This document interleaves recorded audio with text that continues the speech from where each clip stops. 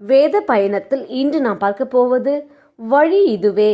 ஏசாயா 30:21. வழி இதுவே, இதிலே நடவுங்கள் என்று உங்களுக்கு பின்னாலே சொல்லும் வார்த்தையை உங்கள் காதுகள் கேட்கும்.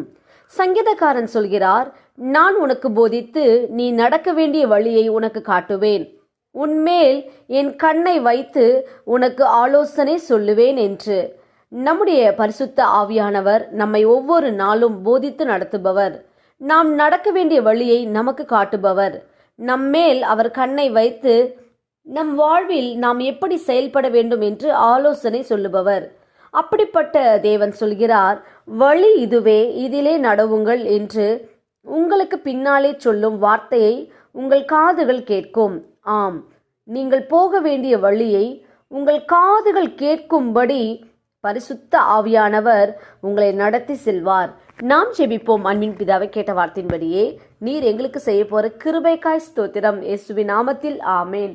கர்த்தர் தாமே இந்த வார்த்தைகளை கொண்டு உங்களை ஆசிர்வதிப்பாராக. ஆமேன்.